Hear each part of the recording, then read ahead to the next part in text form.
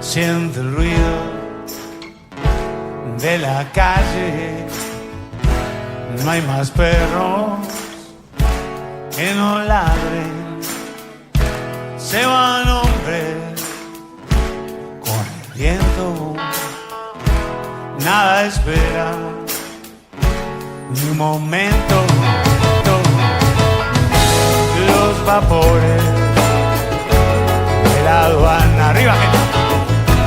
La basura ciudadana. Los pedazos de una noche. Los amores. La noche del búho. Si querés capacitarte en bienestar y terapias corporales, 2026 es el año para impulsar tu camino profesional de forma independiente. Elegí masaje integral y auxiliar en kinesiología, auriculoterapia integral, digitopuntura, drenaje linfático, reflexología, masaje estético y técnicas de spa, aprendizaje práctico y presencial, pensado para vos. Inscribite hoy. Consulta a la web o llama 2409-1515 o por WhatsApp 091 49 15 15 de Mapá Tres Cruces. Caminos del Agua, deportes y recreación. Navegamos en canoa los humedales de Santa Lucía. Ecoturismo en el oeste de Montevideo. Escuela de canotaje en Santiago Vázquez. Seguinos en Instagram, @CaminosDelAguaUy o comunicate al 091-335-990. Escuela de canotaje en Santiago Vázquez.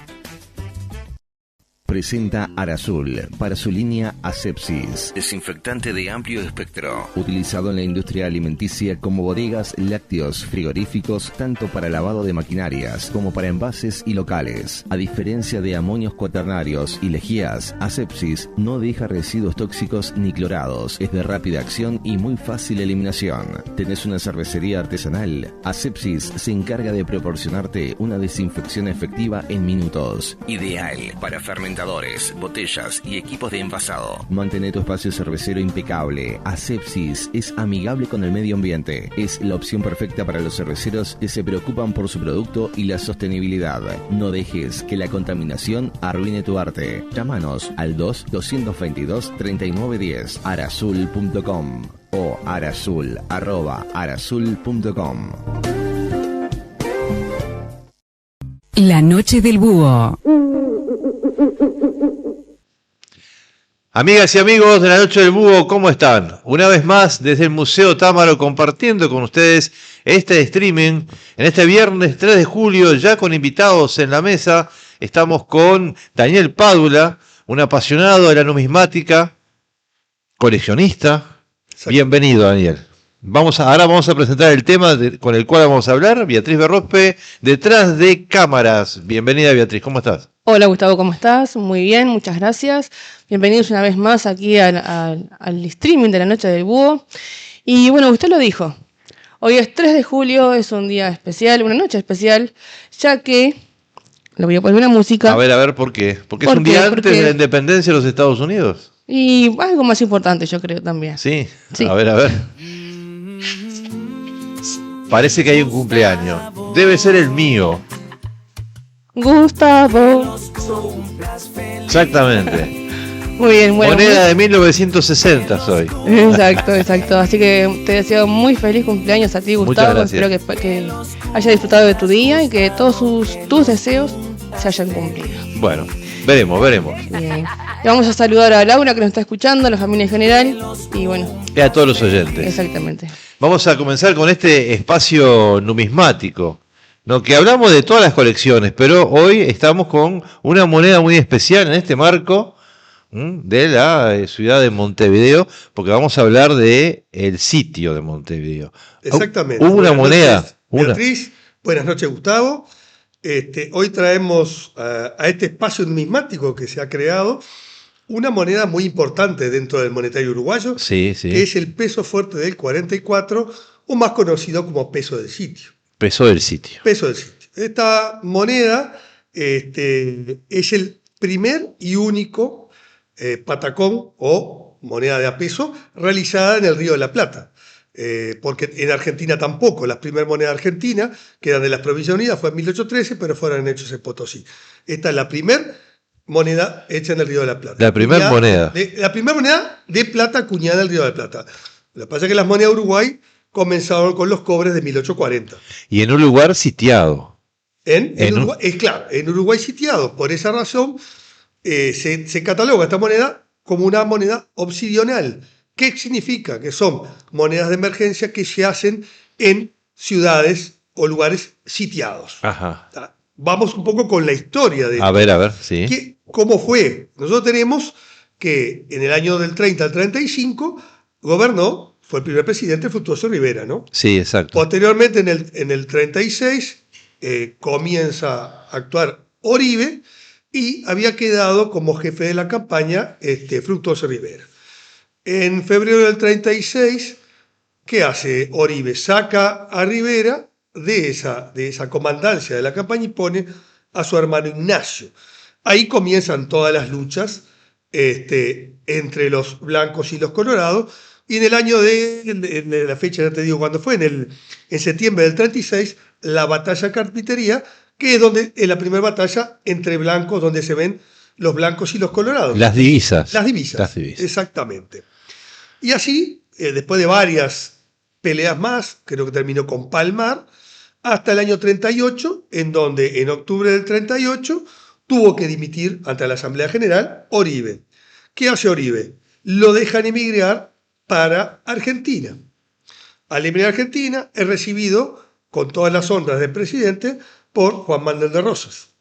Entonces teníamos el presidente que fue retirado por las revoluciones en Argentina y el presidente que había ganado por la revolución a Rivera. Entonces, ¿qué es lo que pasó? En el año 1842, en diciembre, entra toda la... Rosas le da las armas, le da tropas, le da todo para que entre al Uruguay. Y en la batalla de Arroyo Grande, el 6 de diciembre, destroza las tropas de Rivera. Y el día 16 de febrero comienza el sitio de la ciudad de Montevideo, de 1843. Ajá.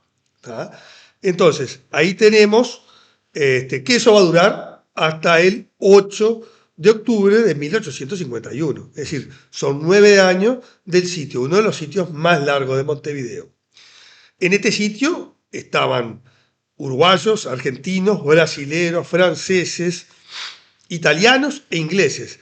Y la legión italiana al mando de Garibaldi, que tuvo una cantidad de escaramuzas por todos lados, ¿no? Ajá, sí. Fue donde se inició también. Ya venía, creo, de la guerra de los farapos de Brasil, pero él siguió acá. Y continuó un tiempo acá hasta que se fue para Italia, ¿no? ¿Y esta moneda se acuñó dentro de la ciudad sitiada? Claro, las monedas, se formó la Casa de la Moneda, que la formó el doctor Andrés Lamas. Ajá. Forma la Casa de la Moneda. Entonces, en el año 44 se hacen las primeras monedas de plata, pero ya en el año 43 se habían comenzado a hacer los cobres del 43 con los cuños de 1840 de Agustín Lluve, que lo que se hizo fue, se le cambió el 0, se le tachó el 0 y se le puso un 3, utilizando cuños del el anterior que había hecho las monedas del 40.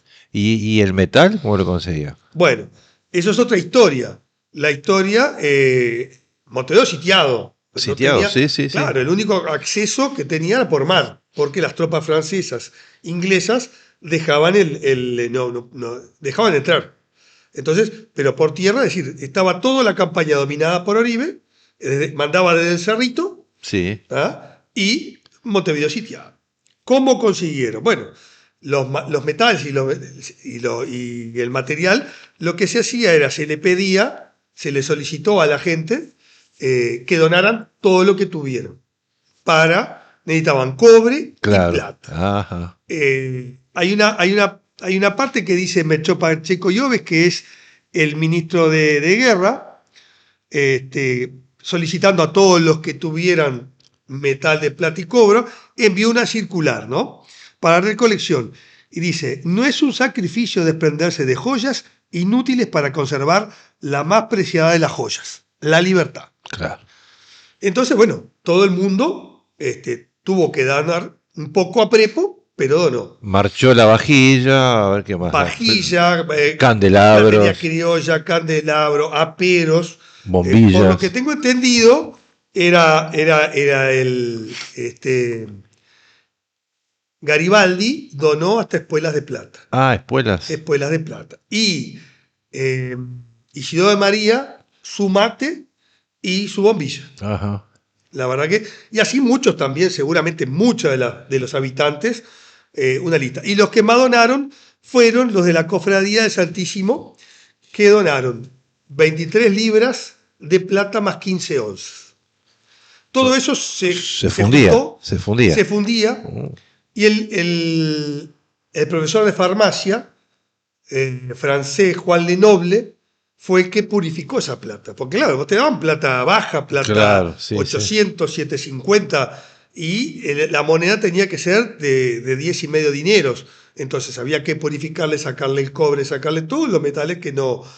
Las aleaciones, claro. Exactamente, y se encargó Lenoble de hacer esa fundición. ¿Para qué? Para tener el fino de la moneda. ¿Qué tal? ¿Y se sabe más o menos cuántas se lograron hacer? Aproximadamente. Mirá, un argentino, licenciado Cuñetti, un gran numismático, encontró en el Archivo General de Buenos Aires en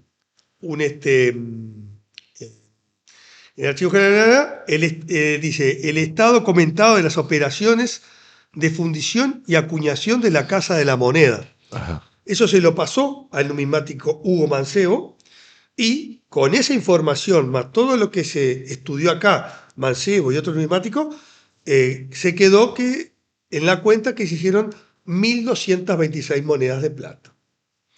Lo recaudado en plata exactamente no se sabe cuánto fue. Claro. Hay una versión que parte de esa plata fue para pagar deudas que tenía el Estado uruguayo, y no todo fue para la moneda. Para hacer monedas. Sí. Eso es una de las posibilidades, no lo tengo seguro, pero es lo que se dice, que parte fue para pagar deudas. Quiere decir que había que pagarle a los franceses, a los ingleses, todo lo que venía había que pagarlo. Entonces era una manera que se juntó y se hizo eso. Tenemos y bueno, gracias alguna imagen de la moneda, es esta, ¿no? La imagen de la moneda es esta. La vamos a ver en pantalla, pero yo muestro. Igual, aquí la tenemos, de las dos caras. Una tiene el año 1844. 1844. Es un peso fuerte. Un peso fuerte es el valor. Peso de valor. Un peso fuerte. ¿Por qué fuerte? Bueno, un peso fuerte. Porque un peso débil no había.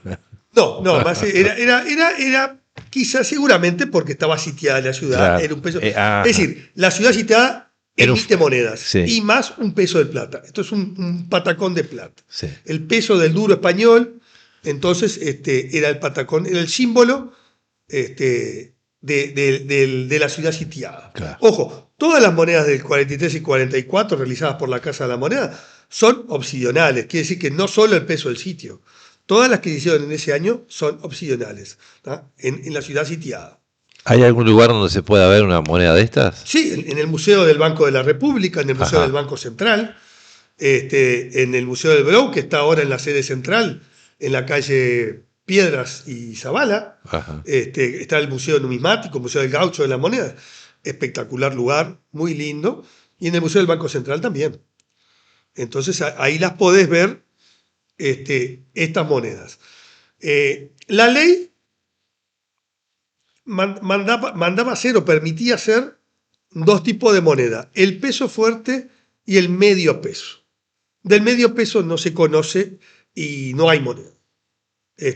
Acá en el libro de Pigurina, que para mí este libro es espectacular, del monetario uruguayo, figura como una muestra en,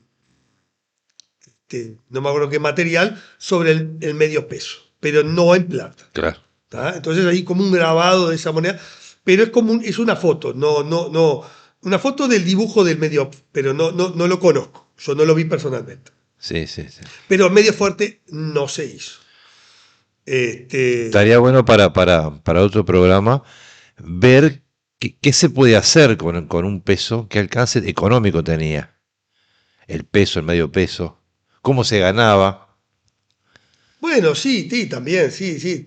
Lo que pasa es que los valores, en ese momento no sé exactamente, pero ya en 1896, cuando se hizo un billete de 500 pesos, te comprabas una casa con 500 pesos. Con 500 pesos. En 1896. Con un billete. Acá, viste que los valores, se manejaba la plata y el oro. En realidad, Ajá.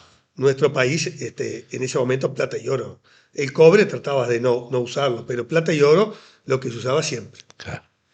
Y bueno, después, ¿qué más? No, pues un dato, con 500 pesos te comprabas una casa, en 1896, 50... No. Por eso, exactamente, 50 años tendríamos atrás. que averiguar, ¿no? Sí. Está bien para otros programas, Sí. se podía averiguar cuánto valía tal cosa en esa época, para tener una relación de precio, está bueno.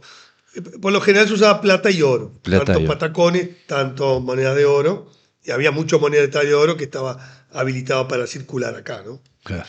Ese era lo que pasaba. Después, otra característica que tiene, la moneda dice sitio de Montevideo. Sí. Un peso fuerte. Pero tiene 9 estrellas. 9 estrellas. 9 estrellas. ¿Por qué tiene 9 estrellas? En ese momento, Uruguay ya contaba con 12 departamentos. Pero, ¿qué había pasado? Rivera tenía 9. Cuando viene Oribe, crea 3 departamentos más que sumaban 12. Una manera de no chocar contra Oribe era ponerle los 9 departamentos de Rivera. Claro. No los 12 que él había creado a posteriori, sino los 3 más que había creado. Por eso son las 9 estrellas.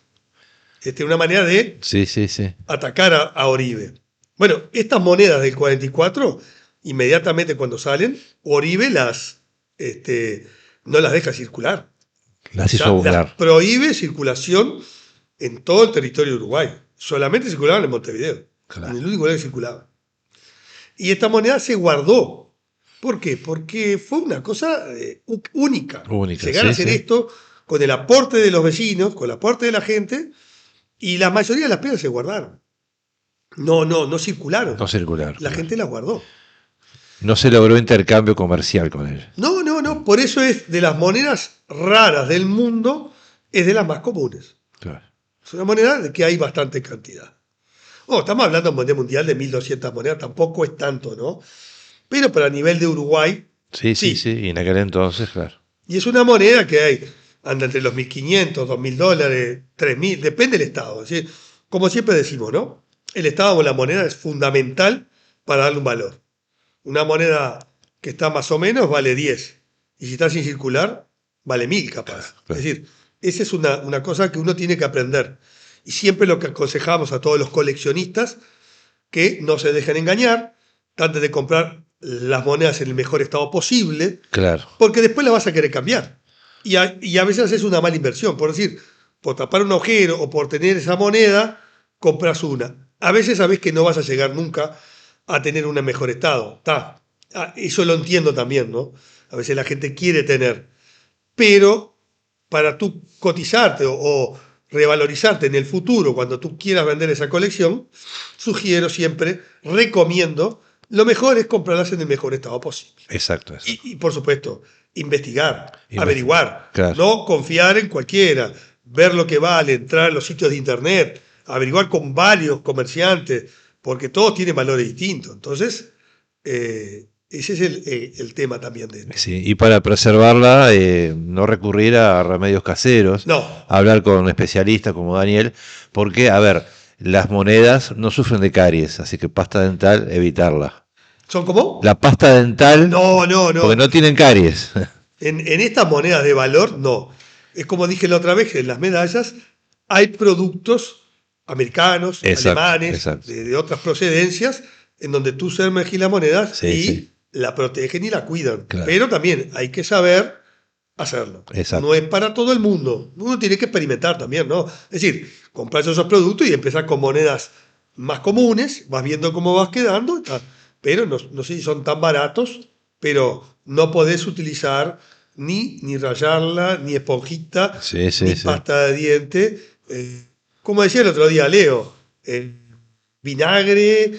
Vinagre no creo que tampoco es un producto, no creo que le haga muchas cosas, pero si hay productos mejores que te dicen especiales para numismática, utiliza. Sí, especialmente con algo de valor. En una pieza común, en una ficha, no tengo problema. O sea, que te viene todo oxidada, te viene mal.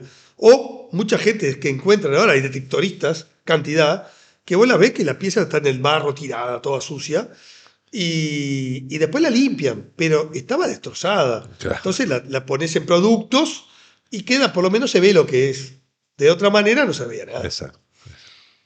Hace poco encontraron una moneda de oro muy, muy valiosa, argentina, y está. Esa por suerte el oro, viste que no se deteriora tanto. Acá la encontraron. En Uruguay, sí.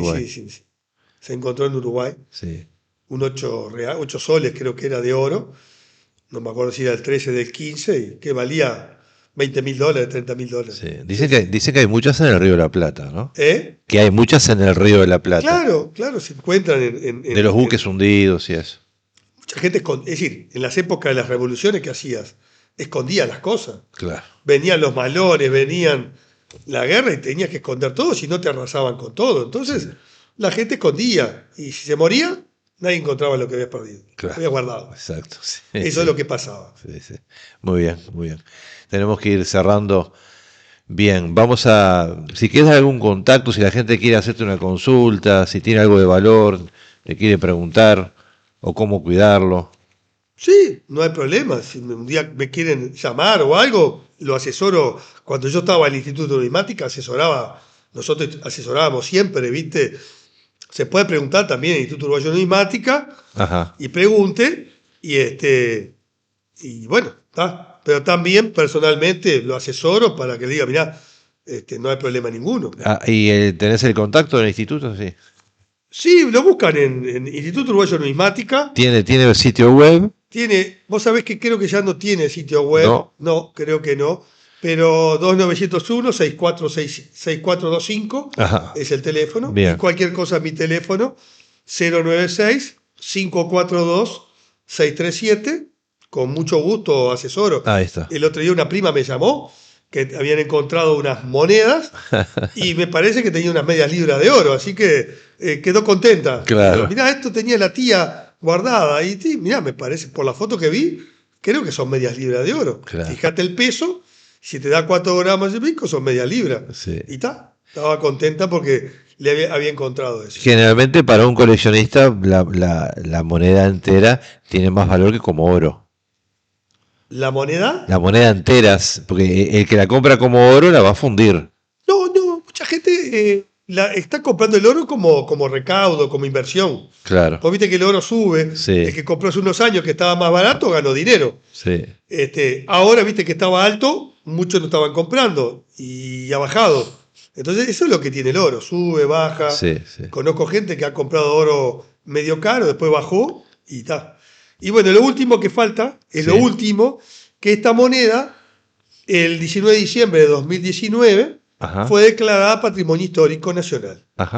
Es decir, no todas las monedas peso del sitio, solamente las monedas que se encuentran en el acervo del Banco de la República Oriental de Uruguay, que son 15 monedas, y las que se encuentran en el acervo del Banco Central de Uruguay, que son 7. Así que fue en el 2019 por el Ministerio de Cultura. El 19 de diciembre se decretó patrimonio solamente esa moneda, no todas las que están en poder del coleccionista. Claro. Entonces, exacto. Yo tengo moneda, no tenés un patrimonio, las que tienen patrimonio son solamente la de los bancos. Exacto. Está bien. Estos también se lo debemos gracias a un trámite que se inició en el Instituto Uruguayo de Numismática, que solicitó el numismático Hugo Mancebo de Co. El instituto lo pasó a la Comisión de Patrimonio, demoró unos cuantos años este trámite, y bueno, y gracias a la profesora Pareja y el licenciado Lustano, podemos decir que salió el decreto. Entonces, estamos contentos porque logramos una pieza tan importante sea patrimonio histórico. Muy bien, bárbaro. Pero bueno, una cosita nada más. Cuando hablaba con el último, el arquitecto Rey, que era el de patrimonio anterior, sí. Nos reíamos, me jorobaba. Dice, si yo hubiera estado, no te lo hubiera dado patrimonio. Claro, porque él era blanco, es blanco. Claro. Se reía, mentira, pero lo hubiera dado igual. Pero fue un chiste cuando me lo encontré y se reía. No, jorobando, me decía. Claro. Pero bueno, enseguida cuando me vio me dijo, yo no te lo hubiera dado. En serio, ¿no? Claro. Después se rió y dice, no, te lo hubiera dado igual. No había problema. Bueno, un gusto, espero que les haya gustado. El gusto nuestro, Daniel. A las órdenes para cuando quieran. Vamos a continuar con esta columna numismática y de otras colecciones. Gracias, Daniel. De nada. Nosotros vamos a una pausa y ya volvemos con más La Noche del Búho. La Noche del Búho. Muy bien, amigos, continuamos con La Noche del Búho. Estás en el Museo Támaro de la Casa Támaro, que desde 1888 diseña y fabrica medallas, plaquetas, premios, trofeos e insignias. Visite Támaro y el museo en Juncal 1429 o llame al teléfono 2915-9915.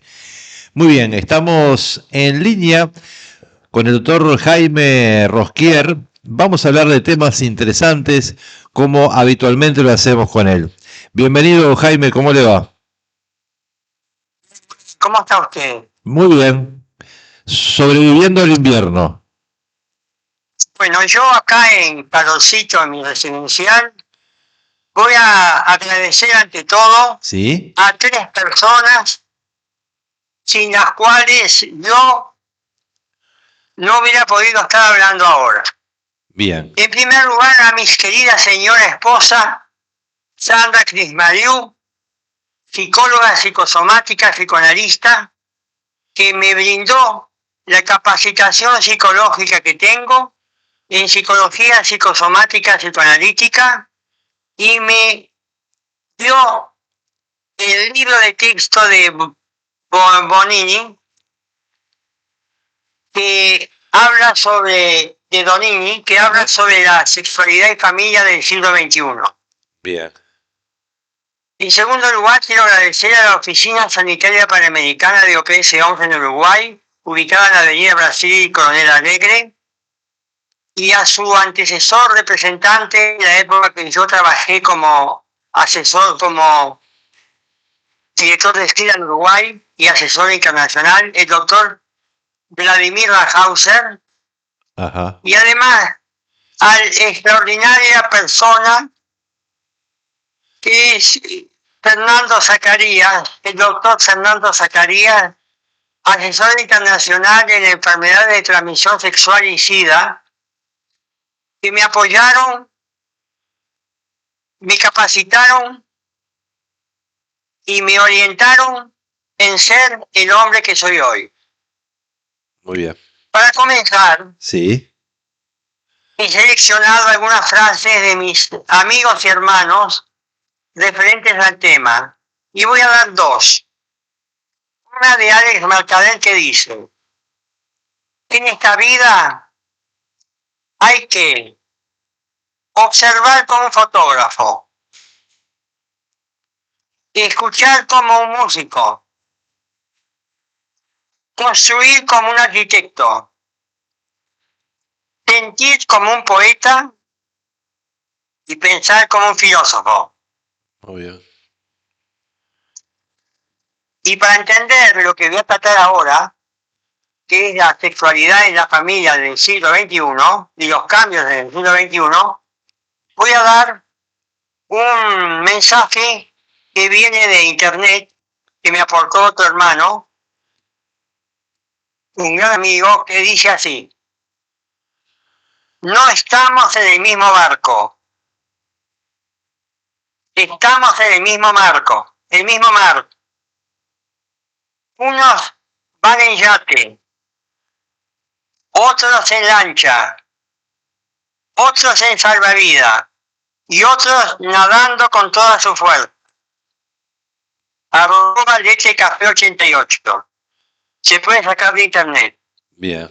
Este mensaje indica que no todos tenemos la misma forma de vida. Y no todos estamos en el Titanic, en el mismo barco. cada uno tiene otra oportunidad de vida, porque en el mar algunos pueden ir en yate, otros pueden ir en lancha, otros se salvan la vida con un salvavidas porque saben nadar, y otros nadan con todas sus fuerzas y sin salvavidas porque saben nadar. Yo no sé nadar y por eso mi vida es distinta a los deportistas. Bueno, finalizado este esquema, esta frase, voy a ir sintéticamente al tema de hoy, que es el de la sexualidad y familia, crisis y desafíos frente al siglo XXI. Muy bien, ¿verdad? Este libro sí. Está dividido en dos partes. Una escrita por Antonio Donini, que es el sociólogo, y otro escrito por especialistas en masculinidad, en feminidad y en psicología y salud pública. Voy a referirme en estas 2 primeras semanas a Antonio Donini. Y hoy voy a referirme a los 2 primeros capítulos que nos dan entrada al tema. El primer capítulo se refiere a la familia y sus transformaciones a través del tiempo. Y el segundo capítulo se refiere a la familia y matrimonio en la sociedad occidental. Bien. Empieza con los cambios en la familia. Los cambios en la familia ocurren porque la familia siempre fue una institución particularmente conservadora a principios del siglo XX. Ajá. Y es el primero y más importante agente de transmisión de valores éticos, sociales, hábitos, costumbres, normas, roles y expectativas que preservan a las generaciones venideras. Y es justamente la institución de la familia, que es como una célula en el cuerpo humano, en la sociedad, la familia, se modifica de acuerdo a los cambios en el sistema social.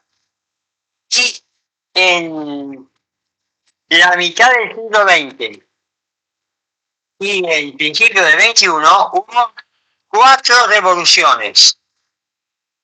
En primer lugar, la revolución tecnológica. Sí. Después, la revolución demográfica. Tercero, la revolución democrática. Y cuarto, la revolución secular.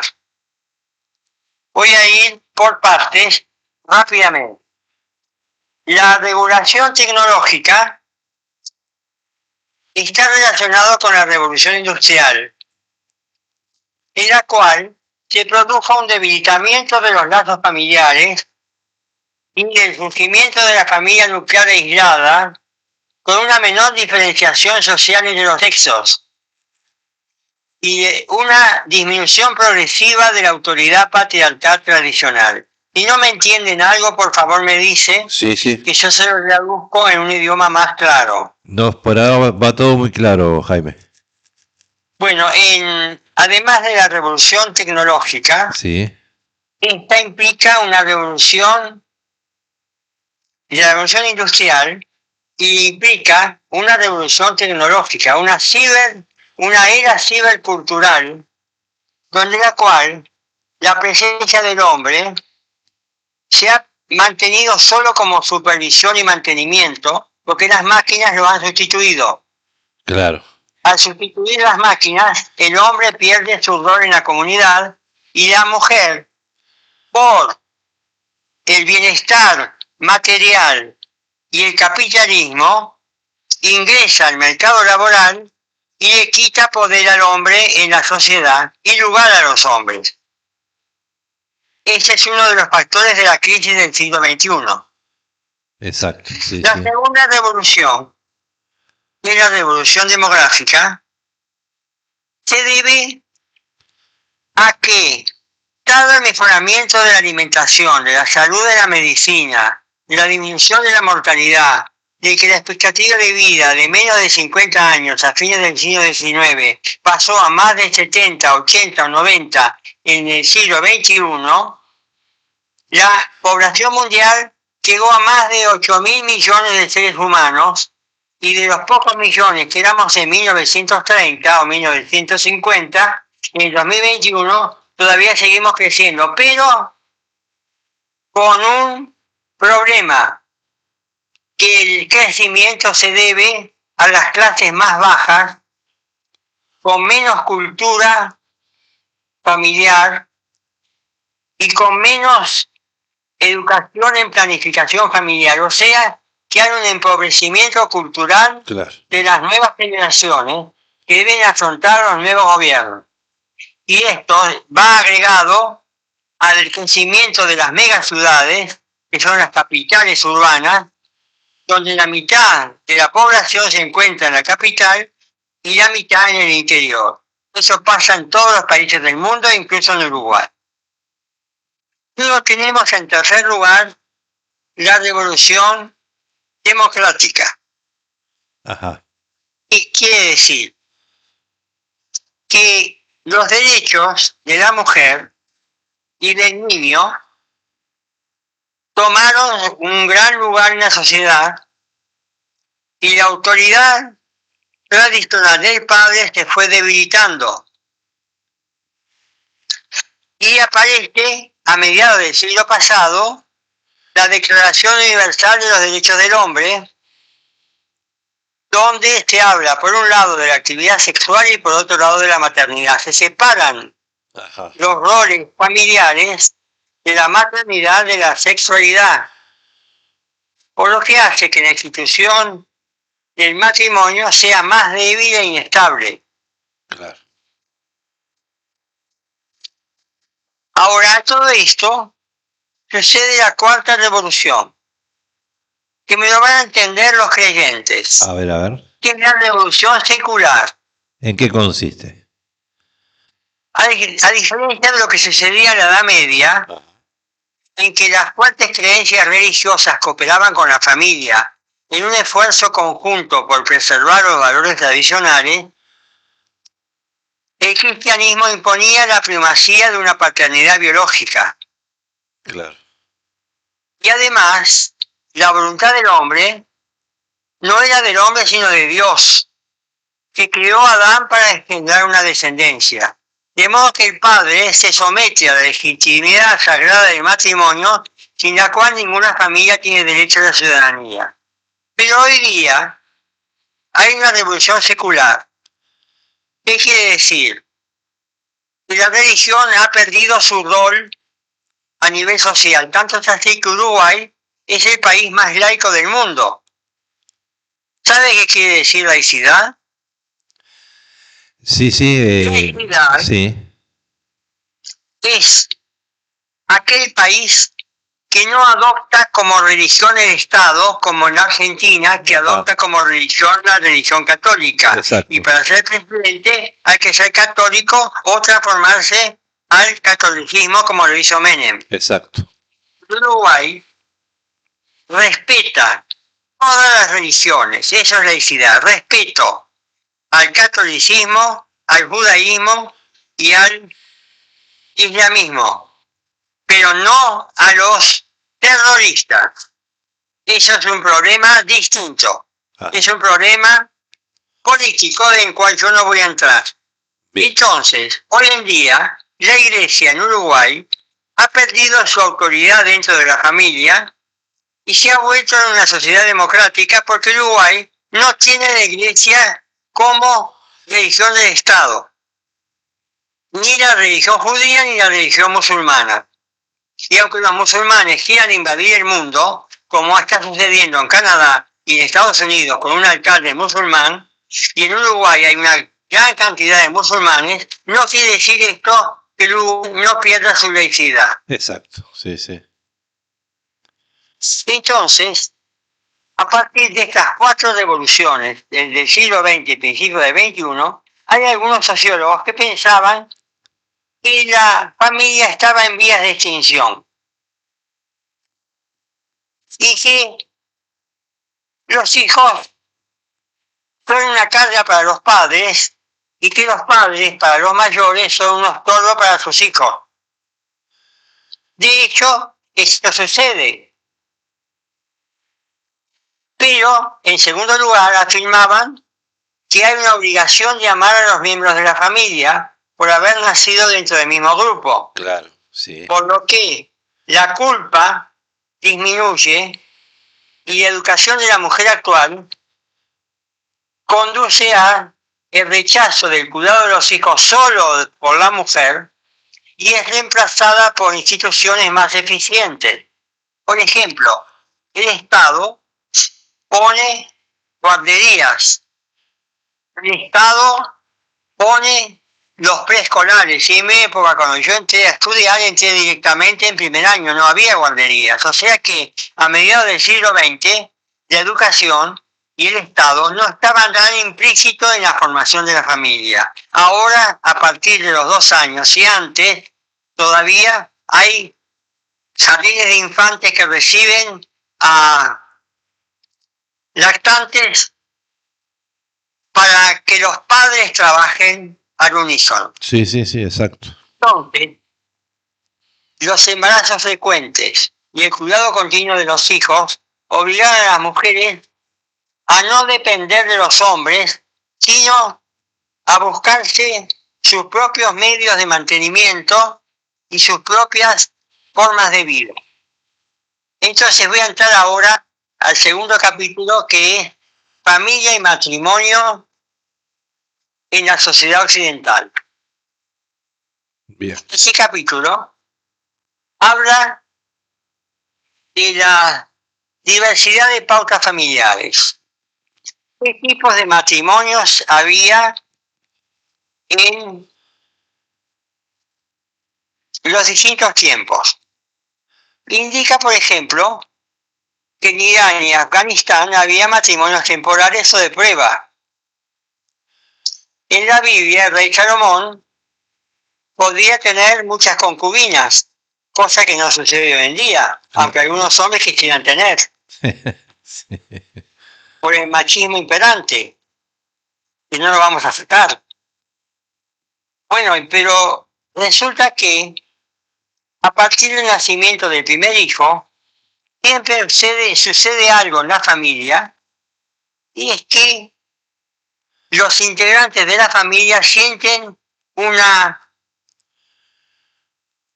rol, un desempeño, no solo de producción biológica, sino de tener un rol importante en la posición social del niño o niña y en la crianza y manutención del mismo y la socialización del niño.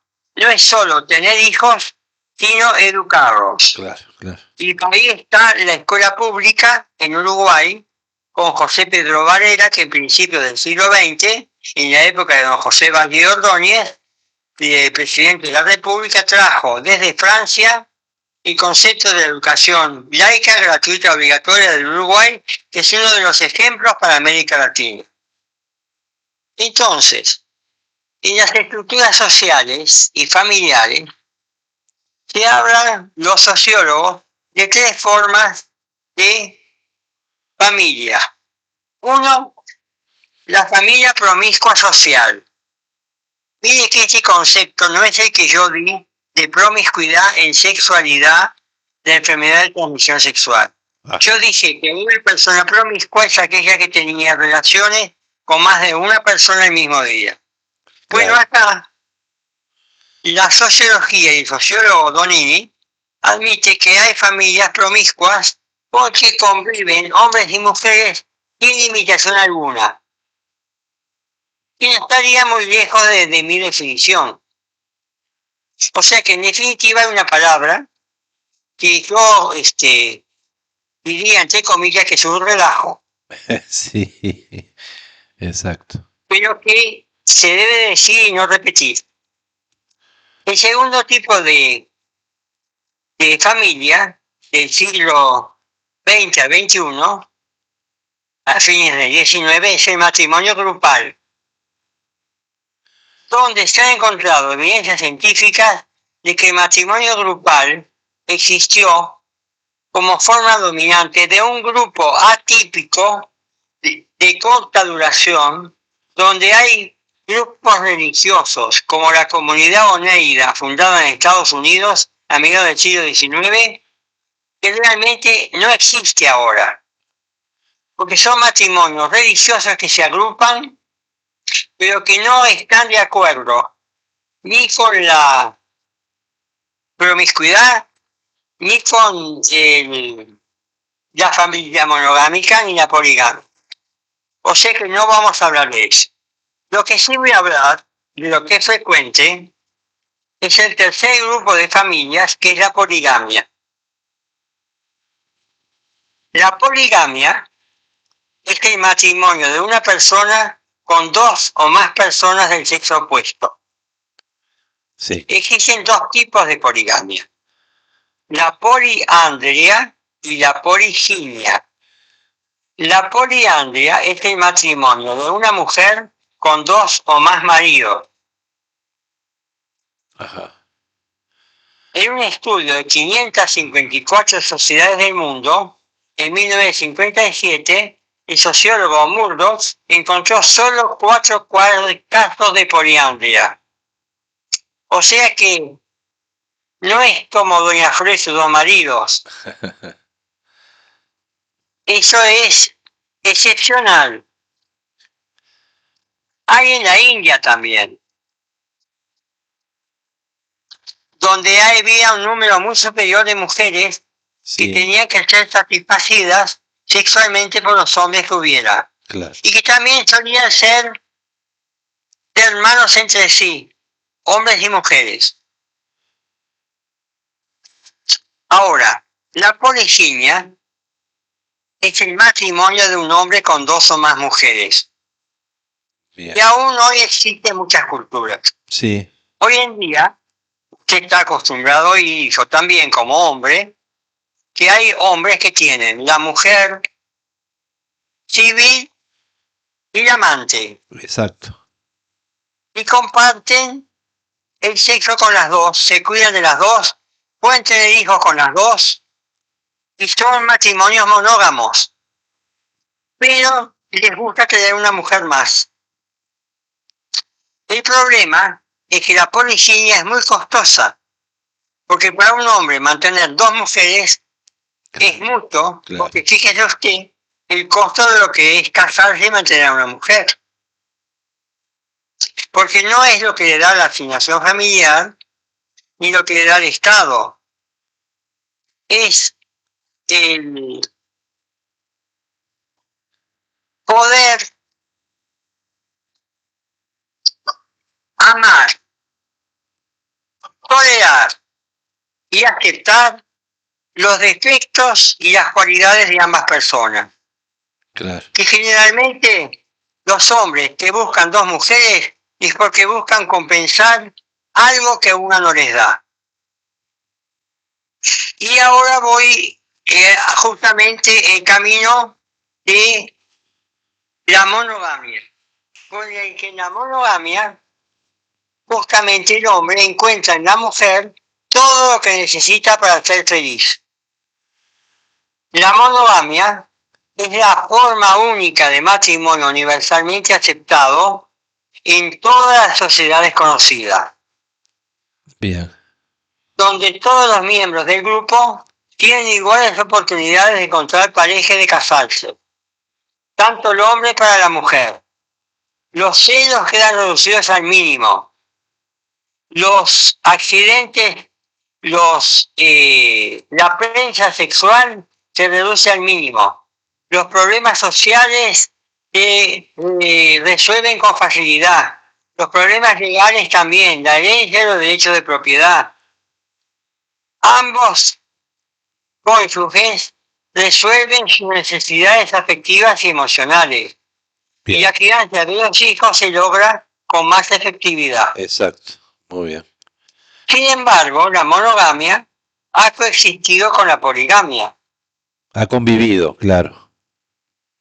O sea que no hay evidencia de que incluso algunos autores como Westman dicen que no hay evidencia científica de que la promiscuidad haya sido la primera forma de matrimonio, como tampoco hay razones sólidas para afirmar que la primera forma de matrimonio fue la monogamia. Claro, claro. La poligamia fue práctica común entre los indígenas de América Latina, en México, en el Río de la Plata, Sí, sí. entre hermanos indígenas. En México hay grupos específicos, los diaguitas, los comechingoes, los chiringuanos. Yo no entiendo nada de esto porque yo no soy mexicano y no voy a seguir con esto. Lo único que le digo que la poligamia, la poliginia, es el tipo de matrimonio preferido culturalmente en un 75% de todas las sociedades estudiadas en una muestra por Murdoch en 1957 y que ha sido un elemento de estatus y de prestigio social en su época. Muy bien. Donde la esposa más antigua solía tener poderes y privilegios especiales. Perfecto. Que los musulmanes tienen derecho a tener 4 mujeres. Sí, sí, sí, sí. Y siempre hay una preferida. Las otras son prostituidas para aportar alimentación y productos de su trabajo a la familia. Exacto, sí. Hay una favorita y otras. Bien. Claro. Tenemos que ir cerrando, Jaime. Bueno, entonces voy a decir 2 cosas. Sí, a ver. Voy a hablar de la familia extendida y de las pautas de autoridad familiar. Bien. La familia extendida es una estructura compuesta de varias familias nucleares que viven bajo el mismo techo, que están relacionadas entre sí por vínculos de sangre, que son de varias generaciones, los padres conocidos viviendo bajo el mismo techo. Es una familia nuclear, matrilocal o patrilocal, o sea que hay familias extendidas con autoridad familiar materna o con autoridad familiar paterna. Para terminar el capítulo 2, y antes de dar el cierre con María Teresa de Calcuta, voy a hablar de las pautas de autoridad familiar. Existen 3 pautas de autoridad familiar. Ajá. El matriarcado, el patriarcado, sí, y la organización igualitaria familiar democrática. El matriarcado o organización familiar matriarcal se refiere a que la autoridad de la mujer es la jefa de la familia. Ajá.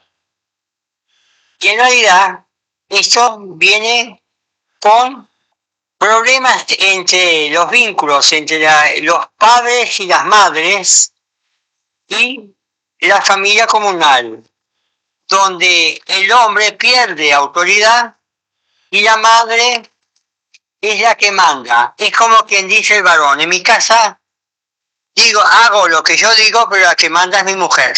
Claro, sí, sí. Este es un dicho. Sí, sí. Mire que yo no estoy de acuerdo con eso, matamos los dos.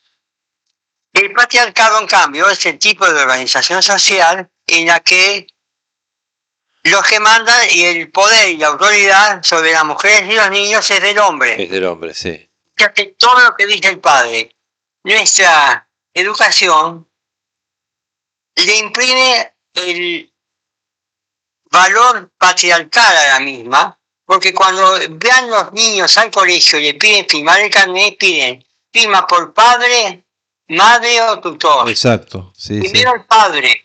Sí. En cambio, en Brasil, usted puede adoptar primero el apellido de la madre. Sí, sí, correcto. Fíjese usted que la organización familiar cambia según cada país. Y lo último, para terminar con el capítulo 2, Bien. la organización familiar democrática o igualitaria es la que estamos viviendo ahora, en que el feminismo, la conciencia de los derechos humanos, los derechos del niño, la democratización de las instituciones y la transformación de la organización familiar ha hecho que tanto el varón como la mujer ejerzan la misma autoridad en la familia y los temas de decisión sean discutidos y compartidos por ambos cónyuges. Exacto, muy bien. Ahí creo que es lo que se aspira para el siglo XXI. Y ahora, antes de finalizar, quiero decir una frase que me mandó un amigo, un hermano, que dice lo siguiente. A ver.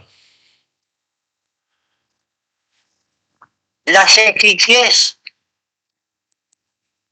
y la humildad son las virtudes más nobles y bellas en el alma de una persona. Firmado Álvaro Camacho. Muy bien. Muy bien, Si hablo de la sencillez, que voy a hablar del libro de Camino de la Sencillez de María Teresa de Calcuta, y voy a terminar refiriéndome a un cartel de la casa infantil de Teresa de Calcuta en el muro de Tishur Bhawan, en la India, que dice así: de todos modos, las personas son irrazonables, inconsecuentes y egoístas. Ámalas de todos modos. Si vienes desde el bien, te acusarán de tener oscuros motivos egoístas, pero haz el bien de todos modos. Si tienes éxito y te ganas amigos falsos y enemigos verdaderos, lucha de todos modos. El bien que hagas hoy será olvidado mañana, pero haz el bien de todos modos. La sinceridad y la franqueza te hacen vulnerable, pero sé sincero y franco de todos modos. Lo que has tardado años en construir puede ser destruido en una noche, pero construye de todos modos. Alguien que necesita ayuda de verdad puede atacarte si le ayudas, pero ayúdale de todos modos. Y para terminar, da al mundo lo mejor que tienes y te golpearán a pesar de eso. Pero da al mundo lo mejor que tienes de todos modos. Muy bien. Con esto finalizo la ocasión de hoy. Muy bien, Jaime. Muchísimas gracias como siempre y vamos a continuar el próximo viernes aquí en la Noche del Búho del Museo Támaro. Bueno, muchas gracias a usted por hacerme participar en mi estado de salud con temas psicosociales importantísimos previos al 29 de julio, que es el Día Nacional de SIDA, donde yo me comprometí a empezar a hablar de educación sexual por streaming en forma revolucionaria. Muy bien. Porque nadie lo ha hecho hasta ahora. Perfecto. Y usted va a ser el querido conductor. Muy bien. Lo vamos a esperar entonces para el 29 de julio. Y todo el equipo, porque no solo usted, Bea, por supuesto, y Fernando y Lionel. Exacto. Y Jorge, el artista plástico. Y Jorge, por supuesto. Muy bien. Es un ejemplo de persona. Muy bien. Jaime, muchas gracias. Bueno, hasta el próximo viernes. Hasta el próximo viernes. Saludos, un abrazo grande. Igualmente. Muy bien, amigos. Esta fue la palabra del doctor Jaime Rosquier. Nosotros vamos a una pausa y enseguida volvemos con más La Noche del Búho. La Noche del Búho. Muy bien, amigos, continuamos con La Noche del Búho. Estás en el Museo Támaro y conjuntamente con 970 Universal. Esta columna es La Vez de los Poetas y estamos aquí en la mesa ya con su conductor, Fernando Villalba. Bienvenido, Fernando, ¿cómo estás? Muy bien, ¿cómo están? Gustavo, ¿cómo está Beatriz? Allá la veo parapetada atrás de los controles, con mucha tarea. Con mucha tarea, la veo con las manos, los auriculares, en fin. Ya la tendremos acá en la mesa como corresponde. Cómo no, por supuesto que sí. Y bueno, para hoy tengo... me gustaría sacar el tema de los ídolos. Los ídolos. La idolatría es algo que durante mucho tiempo fue mal visto, principalmente por las religiones monoteístas que consideraban que el único adorable era Dios. Su Dios, sí. O es su Dios, lo siguen considerando así. y consideraban idolatría cualquier otra cosa. El propio Jesús predica que no se puede adorar al Dios dinero, por ejemplo, y a Dios al mismo tiempo. Así que barbas en remojo para muchos. Y muchas, porque mire que también hay del sexo femenino que les gusta el dinero y mucho. Sí, por supuesto. Les agrada. Bueno, a nosotros también, claro. Todo. Por supuesto. Money makes the world go round, dice la canción. Money, money. Y también hay una de Pink Floyd. Money. Sí. De ABBA. De ABBA. No sé en español. Creo que no. Somos menos. Sería Guita Guita. Poderoso caballero don dinero, dicen. Bueno, ahí la tenemos. ¿No? Ahí la tenemos. Ahí tenemos un ídolo. Hay una piedra, creo que en Birmania, que es la piedra de la prosperidad. Es una piedra sobre una montaña que está en una condición que debería ser inestable, ya debería haber caído hace siglos, de acuerdo a cálculos y estimaciones. Es una piedra, una roca grande, y no cae. Y recibe peregrinaciones. Se dice que hay un cabello de Buda la sostiene. Que la sostiene. Y hay peregrinaciones descalzos, a pie, no se puede llegar en vehículo, por lo determinado allí por las autoridades religiosas, y se sube descalzo y la gente lleva trocitos de oro. Entonces ha quedado una piedra dorada maravillosa que en este momento cuesta, si se va a estimar en cuanto a su valor histórico y a su valor en kilos de oro, es una fortuna. O sea, realmente se ha convertido en un ídolo a la prosperidad. Se cree que quien llega y coloca allí sus gramitos de oro va a recibir. ¿Usted cree en esas cosas? ¿En el oro? En el retorno. La ley de retorno, sí. Sí, ¿verdad? Sí. A mí me pasó una cosa el domingo pasado, el sábado, muy interesante. La voy a contar porque realmente es muy interesante. Y no voy a tener tiempo de escribirla, valdría la pena escribirla. Yo, aunque no profeso ninguna religión, no soy practicante, pero por alguna cosa, seguramente porque de la rama materna me viene de algún judío converso, de una familia de judíos conversos, porque son católicos y de hecho yo soy bautizado en la fe católica y nunca me han querido, nunca me han aceptado por mi pensamiento anárquico, que no es lo mismo que anarquista. Claro. Pero cada vez que he intentado aproximarme, no me han aceptado. Pero me parece muy, muy aceptable lo que está en el Evangelio, muy compartible, en fin. Y sí creo que también los rituales de la Iglesia Católica son muy interesantes. Y son muy ricos y vale la pena, he participado mucho. Pero siempre como un outsider, ¿no? Pero en mi casa, como dije, me enseñó mi mamá a guardarle el Shabbat. Entonces, el sábado, no hagas transacciones con dinero, claro. no comiences nada porque no lo terminas. Un sábado. Y los sábados trato de todas formas de hacerlo, me parece bien. No me pregunte por qué, pero lo hago. Y hay que esperar que salgan las 3 primeras estrellas y sean visibles para poder hacerlo del sábado, del final del sábado. Claro. Y del sábado para el domingo, digamos. Del sábado para el domingo. Ahí está. Por eso es que puedo ir a la noche del búho. Exactamente. Entonces,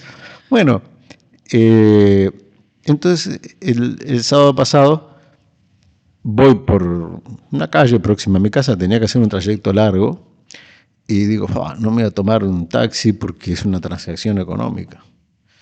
Y digo, voy a pie.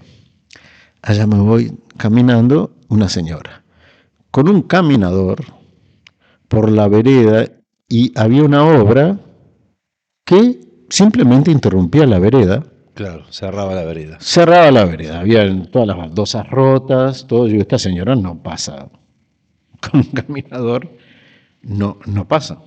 Entonces me da la oportunidad de ayudarla. Yo creo que siempre que se puede dar una ayuda, no es algo que uno hace por el otro, sino que el mundo hace para ti. Te da la oportunidad de brindar una ayuda, de tener la satisfacción de hacer una buena acción. Entonces allí voy. Ayudo a la señora.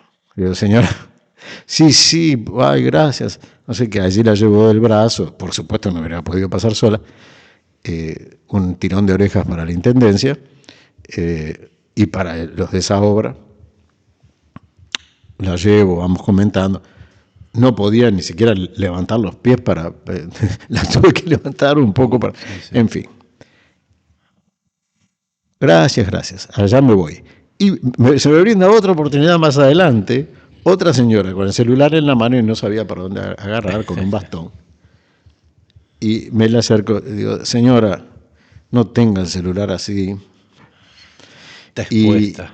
Y dígame, a ver, ¿para dónde quiere ir? Bueno, me dijo la calle, yo me fijé en el mío. Allí ya éramos 2 víctimas posibles. En fin. Y viene otra señora paseando un perrito. Dijimos las calles ahí, yo le indiqué cómo ir. Y la señora se dio cuenta que estaba confundida. La que estaba paseando el perrito dijo, yo la llevo. Entonces, segunda buena acción que me mando. Bien. Entonces vuelvo de donde iba y digo, ay, tengo que comprar algo en la farmacia. Y tenía que comprarlo, lo tenía que consumir. Digo, pero voy a tener que hacer una transacción. Ay, qué rabia. Bueno, y yo miraba, estaba la luna, pero de estrella nada.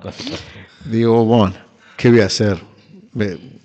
Lo tenía que hacer, porque ya me había olvidado. De hecho, hoy me olvidé de tomarlo también. Voy a entrar y voy a comprar. No me queda otra.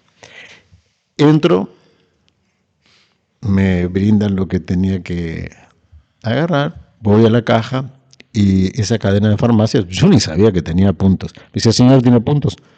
No tengo idea. A ver, deme su cédula, tal cédula.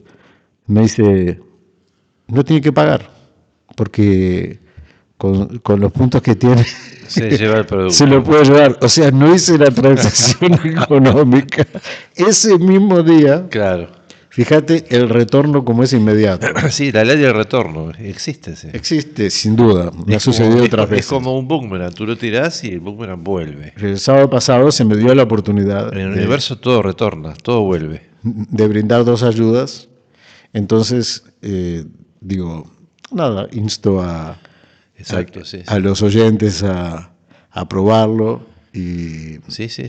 Y es una ley universal, ¿no? Hay mucha solidaridad últimamente.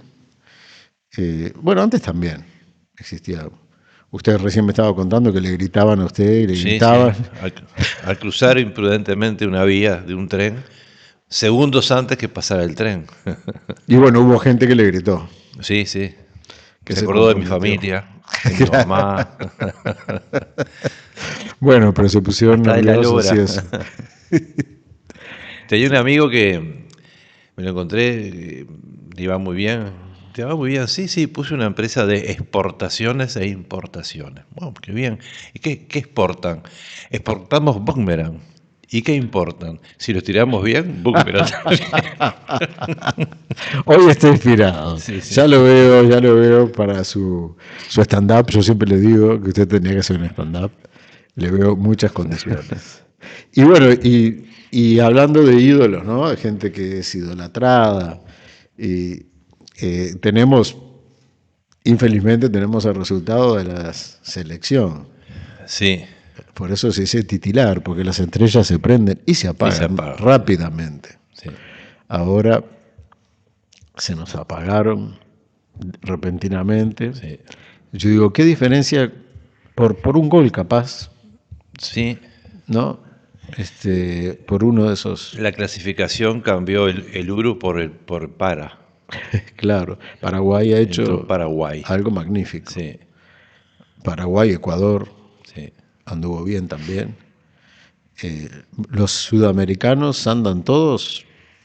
Sí, sí, Brasil anda bien, Argentina. Menos nosotros, que bueno, somos. Bueno, Alemania. La perdió. Suiza de América. Alemania queda descalificada. Holanda, Países Bajos, como se llama ahora, ¿no? Eh, Naranja mecánica, le decían en su época. Y Alemania pierde de Ecuador y Paraguay. Sí, sí, sí. O sea que estamos impresionante. A mi hija mayor que vive en Alemania haciendo gala de la poca información, no iba a decir ignorancia, pero vamos, ya que estamos para las buenas acciones, vamos a decir la poca información que tienen en Alemania sobre nosotros, la gente la está felicitando porque ganó Paraguay a Alemania.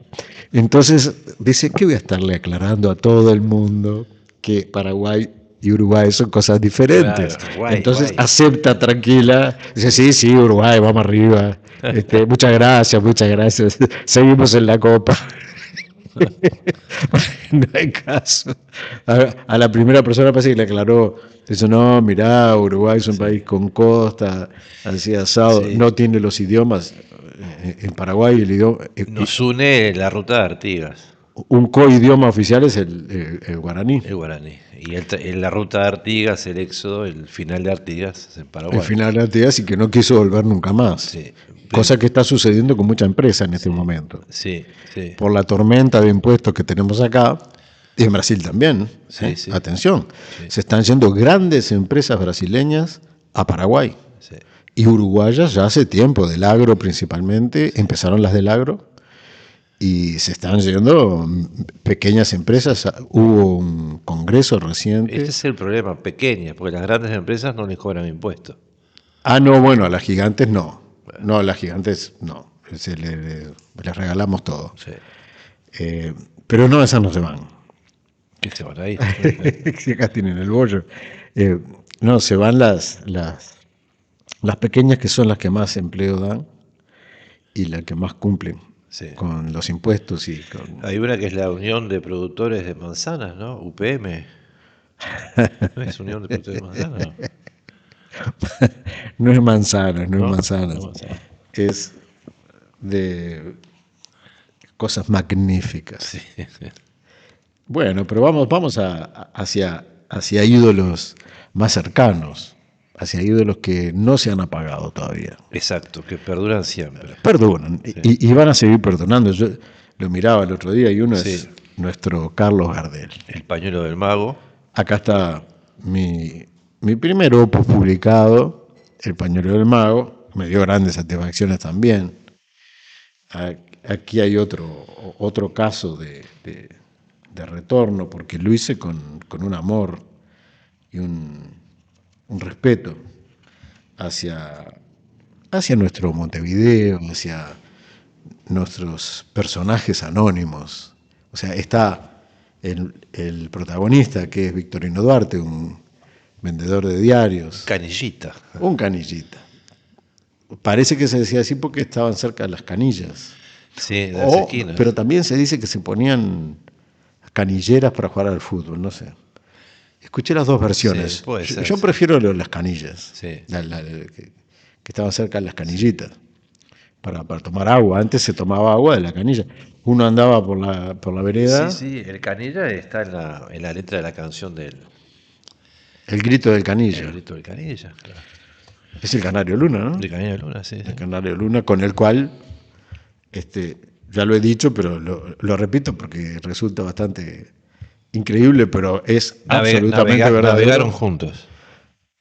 Fuimos al Polo Sur, le pasamos por encima al Polo Sur juntos con el Canario Luna. Pero no navegaron, volaron. Volando. El traspolar de Aerolíneas Argentinas. Ajá. Para los que dicen que la Tierra es plana, exacto, nosotros comprobamos que no. Con el Canario Luna, con unos whiskycitos. Antes en los aviones se podía tomar, en algunos, ¿no? Se podía, había como canilla libre, ibas allá atrás, estaban las botellas y te servías. Ahí la veías plana, de todas formas. Y te iba mostrando, en la pantalla te mostraba dónde estaba y pasamos por el Polo Sur. Sí, sí. Magnético. Y en pocas horas estuvimos en Auckland y luego a Sydney. Y bueno, ya comentábamos a lo que él iba, a lo que yo iba, en fin. muy interesante y muy accesible, nada de estrella, para nada. Que a veces sucede, ¿no? Esas personas tan famosas. Sí. Él estaba en el ápice de su fama en ese momento. Y yo, al contrario, todavía escondido allí en mi escondite de ingeniero. Sí, sí. Esa canción la utilizó, creo que Canal 12 para hacer una publicidad institucional, digamos, ¿no? Es cierto.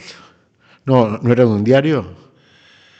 El País. El diario El País. El País, sí. El País de Uruguay. El País de Uruguay. Que no es lo mismo que el de España, que, bueno, es un instrumento político. Sí. No tiene nada de periodismo, pero bueno, eso es otra cosa. Pero ya que estamos, comentamos nuestras opiniones. Y bueno, también era un ídolo murguero. Sí, sí, claro. Ya que estamos hablando de ídolos, no solo vamos a ir con Aquiles, con Ulises, con el Cid Campeador, que lo he recitado muchas veces. Parece que hay una necesidad, hasta de una piedra. Fíjese, una roca se vuelve un ídolo. Está el ídolo de Rodas. En fin. Y nosotros tenemos nuestra idolatría también, la del fútbol, que, bueno, se nos ha apagado repentinamente. Sí. Yo pienso en todos los niños, había mucha ilusión. Había ilusión, sí, sí. La gente comprando los álbumes. Las figuritas. Las figuritas, si era uno atrás del otro en el comercio que fueras. Sí. Y adultos. Sí, un álbum completo debe salir unos 12.000 pesos. Sí. 12.000 pesos uruguayos. No te puedo creer. Y las familias más pobres son las que más invierten en eso. Yo estaba escuchando muchachos jóvenes comentando y decían, pero nosotros ya lo hemos completado todos. Había uno que no lo había completado. Sí, sí. 12.000 pesos. De un equipo de básquetbol. Y algunos gastan más porque compran alguna en la feria, o la sellada, o esta, la que no sé, la que se agotó. Sí, el típico kiosquito improvisado, donde están vendiendo. Pero vi también Zapito, el viejo Zapito. Ah, la tapadita. Hacía tiempo que no veía lo de la tapadita. Sí. Eso me dio un poco de alegría. Sí. Lo bueno de esto es que ya estamos clasificados para el próximo Mundial. Claro. Somos anfitriones. Claro. No tenemos cómo. Sí. No tenemos cómo errarle. Bueno, bien. Entonces vamos a ir. Voy a leer el trecho donde este chico, Canillita, tiene el encuentro con. Es el encuentro, es el nudo del libro. A partir de ahí se desarrolla el libro. Dice: encendíamos un fueguito por la plaza de Ciudadela y Reconquista, acá nomás, acá cerca, para entrar en calor. Nos contábamos historias. En fin, esa vez seríamos una docena de canillitas, así se llamaban los vendedores de periódicos, que esperábamos alrededor del fuego. La noche iba cediendo lentamente terreno a la claridad. Los canillitas bromeaban entre ellos cuando los vieron venir. Trajeados con el rigor lustroso de los artistas, uno traía una guitarra en la mano. Al otro no lo podía ver. Le sentía los pasos, sabía que había alguien allí, pero si miraba me encandilaba. «Pibes, ¿quieren escuchar unas canciones? Dele nomás, jefe». El flaco de la guitarra esbozó una introducción y el cantor empezó a entonar algo con lo que yo había soñado. Solo entonces le pude ver la estampa, algo regordete, peinado a la gomina, compadrito. La luz que me cegaba se había trasladado, le destellaba delante de la boca. Se me antojaba el lanzafuegos que había visto desfilar en un circo, pero la llama del cantor era diferente, más azulada. Un ser de otro mundo, pensé. Agradecían los aplausos como si proviniesen del palco oficial del Teatro Solís. Cuando el sol despuntó sobre el Río de la Plata, se dispusieron a irse. Un colega nos preguntó los nombres. ¿Y ustedes cómo se llaman? Cuando llegó mi turno balbuceé, Victorino, pero me dicen el morocho. ¡Qué casualidad! Igual que a mí, digo. Soy Carlos Gardel, me dijo, y sacó el pañuelo blanco que le adornaba el bolsillo superior del saco. Lo desplegó con un movimiento de prestidigitador. Me lo dio. Yo pasaba los inviernos con la nariz siempre congestionada. Me la limpié y se lo ofrecí de vuelta. Quédatelo, pibe. Y hasta el día de hoy anidó en mi bolsillo. Se retiran el morocho y el oriental, nos anunciaron. El morocho del Abasto, le decían. El morocho del Abasto, y el oriental era un guitarrista uruguayo. Sí. Y ese acto de entrega, por eso se llama el libro se llama El pañuelo del mago. Exacto. Ese es el momento crucial del inicio del libro, porque este chico que tenía todo para perder, a partir de ahí es el ungido por el pañuelo del mago. Claro. El retorno. Ahí está su ídolo que le entrega. Y qué linda la carátula, ¿no? Que tiene de estas referencias. Maracaná, se ve ahí. Acá se ve Obdulio. El Zeppelin con el Salvo. El Zeppelin con el Palacio Salvo. Allí. Y la Torre Olímpica. Son todos protagonistas del libro, porque bueno, no voy a spoilear todo, pero son todos, inclusive los edificios, el Palacio Salvo y el Estadio Centenario, porque Victorino Duarte termina participando en la construcción del Estadio Centenario. Claro. Claro. A él lo convencen de que se aliste, digamos, como obrero para la construcción del estadio. Bien. Y bueno, y tenemos otras idolatrías. Bueno, Gardel cumplió fecha de fallecimiento. Hace poquito. El accidente de Medellín, el 24 de junio. 24 de junio en Medellín. Fue en 1935 que falleció él, Lepera, el famoso dicho, sos Gardel Lepera. ¿Usted sabe dónde nació Lepera? No. ¿Nacionalidad, al menos? ¿De Lepera? Lepera era brasilero. Brasilero. Nació en San Pablo, digamos mi segunda ciudad. Así que ahí Y de niño se ve que vino por aquí. Se vino por aquí. Sí. Lo trajeron. Tenía que ser un brasileño. Lo trajo Gardel. Pero se salvó José María Aguilar. Sí, un guitarrista. Un guitarrista. Que falleció después de Maracaná, en el 51. Falleció después en otro accidente. Sí. Pero eso no fue problema para que componga uno de los tangos más conocidos. Al mundo le falta un tornillo. Sí. Que venga un mecánico. A ver si lo puede arreglar. Sí. Qué tangazo. Sí, ¿no? Total.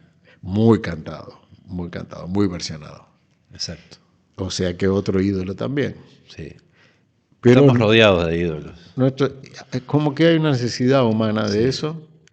Está la idolatría también de Podríamos seguir con esto de los repente artistas. Mañana sábado en 970 Universal. Podemos seguir con los ídolos. Porque hay muchísimo para hablar de ídolos. ¿Usted tiene ídolos? Sí, hay ídolos del fútbol, de todo. No, pero usted que lo sienta como un ídolo, que le salga de su... que piense en esa persona o en esa piedra o en esa institución y diga, eso es mi meca, es el centro del universo. No, tan así no. Tengo ídolos en distintas... En boxeo, Mohamed Ali, en fútbol, Pelé. Es cierto. En distintos deportes. Compartimos los dos. Sí. La verdad. Es controvertido, ¿no? Pero es decir, hay quien prefiere a Maradona o a Joe Frazier, pero yo prefiero a... A mí me gustan los dos. Sí. Pelé y Maradona. Me parece que... Sí. No hay por qué excluir al otro. Claro. Será porque yo nací con Pelé. Claro, sí, sos Pelé. Sí, decir sos Pelé, sos Gardel. Exacto. La gente te decía sos Gardel. Sí. Y bueno, hay que ir redondeando. Yo tengo como ídola, mi ídola femenina, y es María Betania. María Betania. Yo la conocí como una mujer pequeña inclusive, normal, y se sube al escenario y es más que humana. No es completamente humana.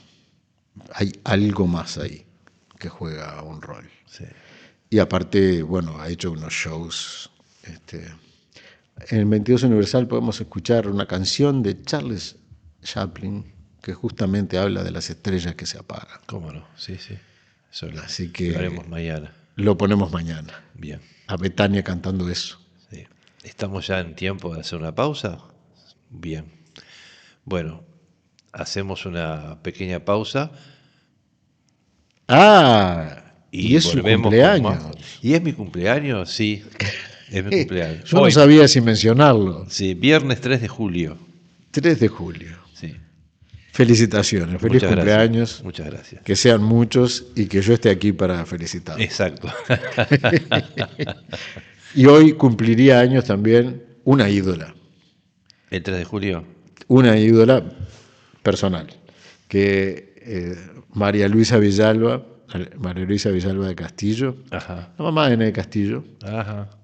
Una tía suya. Tía mía, Bien. Hermana de mi mamá, que era realmente una ídola, desde donde se la mirara. Sí. Una ídola, una dama y una calidad humana que yo he recibido. De las grandes satisfacciones de mi vida ha sido que se me ha acercado gente que yo ni conozco. Claro. Me dice, tú sos hijo de Gladys Villalba. Claro. Digo, sí. Dice, mira, tu mamá y tu tía son las personas más magníficas que conocí en mi vida. Y no fue una vez, fue varias veces. Y la satisfacción que da eso a un hijo, a un sobrino. Los primeros ídolos son los padres, creo. Bueno, sí, la mayoría de las veces. Este anillo era de mi padre y la chalina era de mi madre.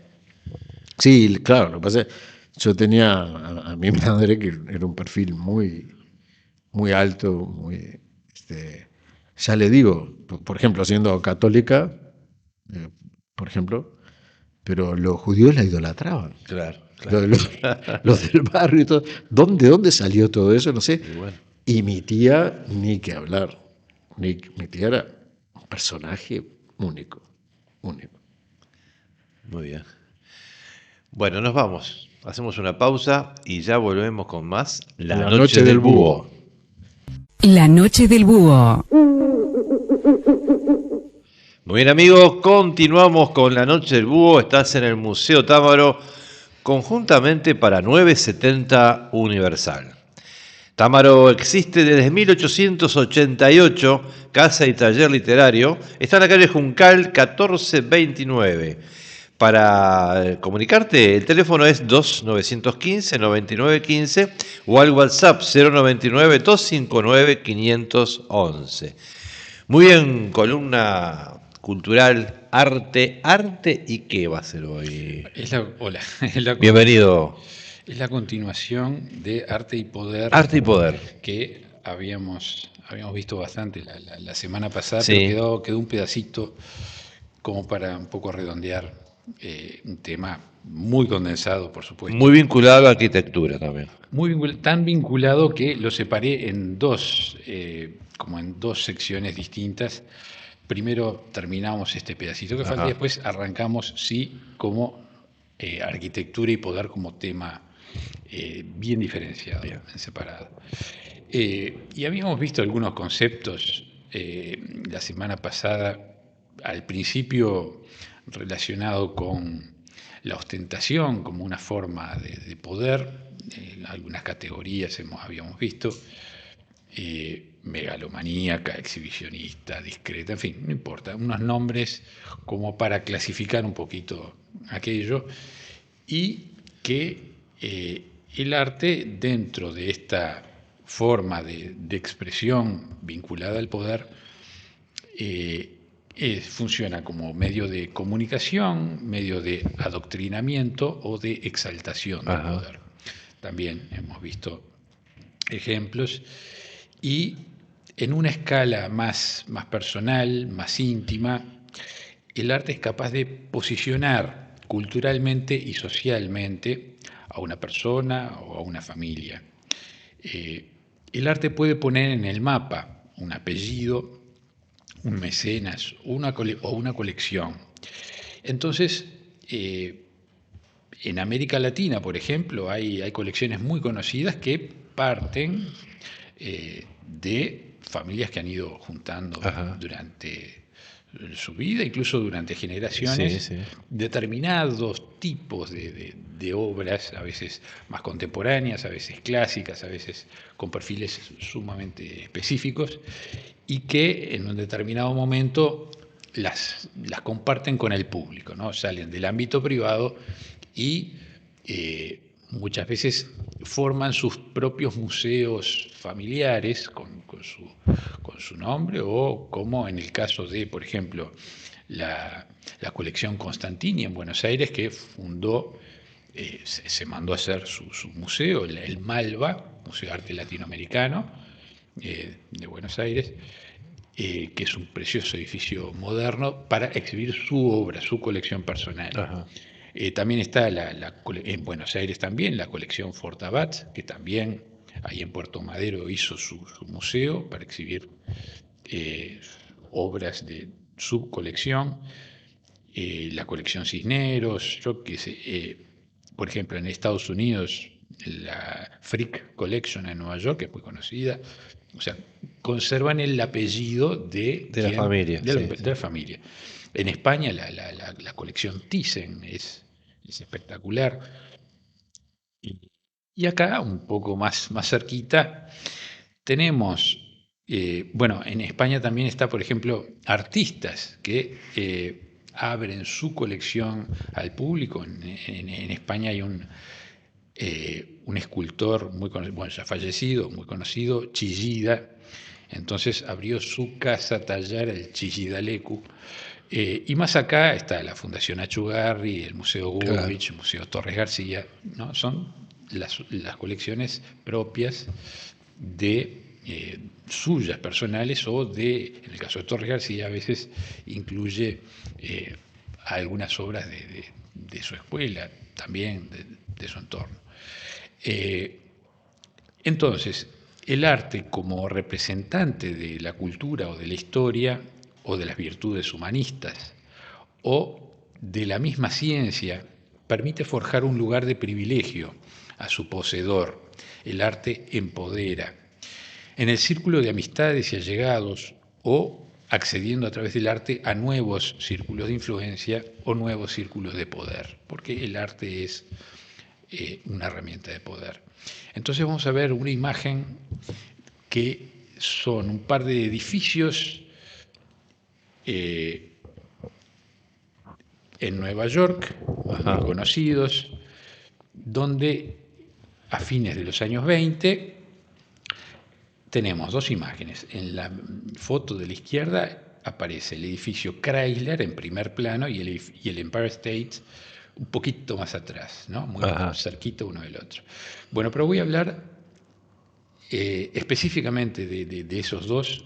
En la imagen de la derecha habíamos visto algunas imágenes de mecánica popular hace un tiempito. Bueno, en una mecánica popular de 1930 aparece esta imagen con las alturas relativas de comparando alturas. Ahí está la pirámide de Egipto, ahí la Torre Eiffel, bueno.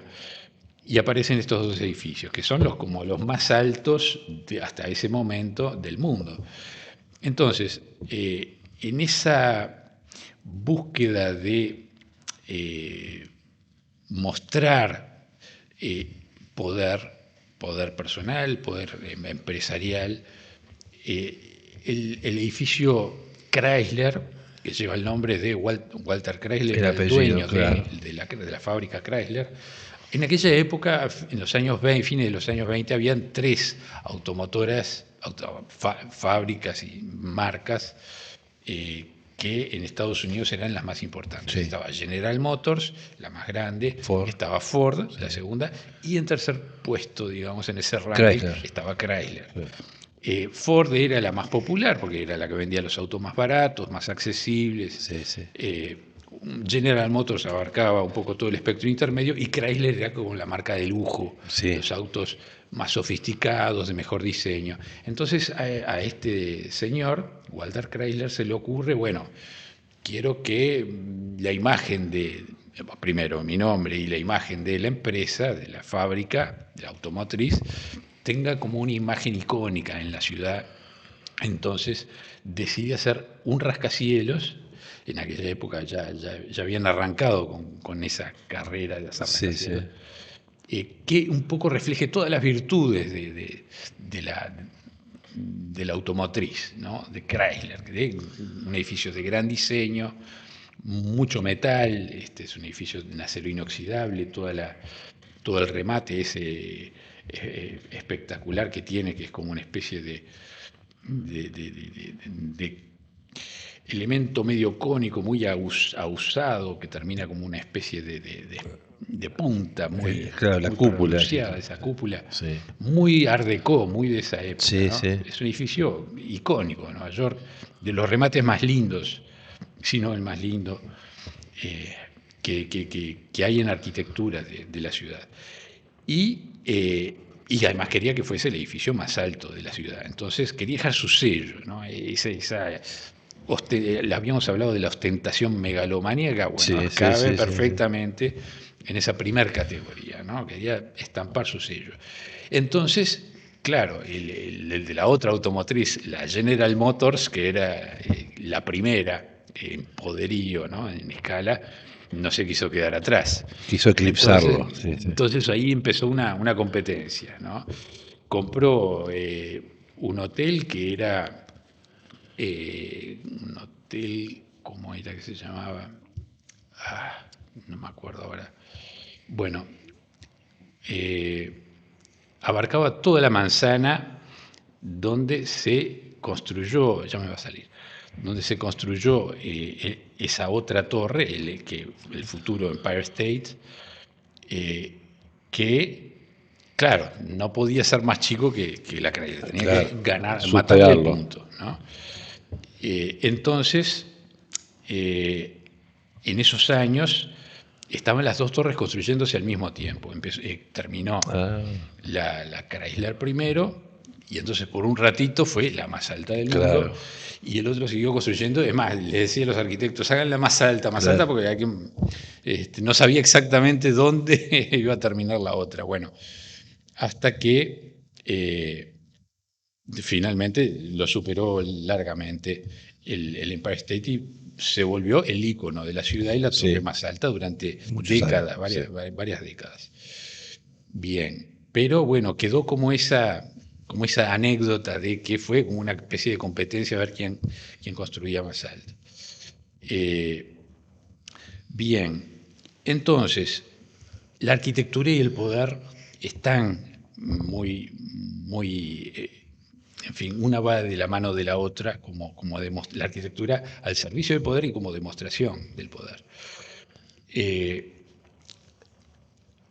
Y ahora vamos a ver un ejemplo, pero en un contexto distinto, de una manera diferente de manifestar el poder, que es un poder, una ostentación discreta, que esa era parte de otra de las categorías que habíamos visto. Una ostentación discreta porque es un interior en un apartamento de Nueva York. Es un interior que aparece en esta revista que voy a mostrar, es la Architectural Digest. Esta revista es de 1989. La Architectural Digest es de las revistas más conocidas de arquitectura y diseño interiores, con muy alto perfil en general. Y este número en particular, este número en particular fue un número bastante notable, porque fue como una especie de edición de colección, digamos, del más alto perfil. Bueno, y en ese número aparece este ejemplo que vamos a ver que es un apartamento en la Quinta Avenida, que es una decoración clásica, con toques eclécticos y algo de arte moderno, pero le voy a dar un dato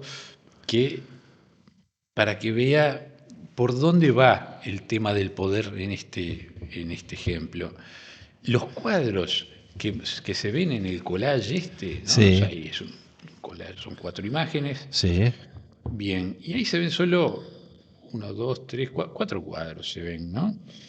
En el comedor de abajo a la izquierda hay un Picasso en la pared negra esa, un Picasso que es un retrato de una mujer sentada, de un cuadro de 1941, que hoy yo diría que está valuado en $150 millones. Se llama así La dama sentada, ¿no? Mujer, ahí está, retrato de mujer sentada, Sí. a veces tienen variantes el nombre. Después, en el cuadro de la imagen de abajo a la derecha, es otro Picasso de 1909, que es una mujer desnuda sentada, y también ese cuadro, a ver si tengo aquí,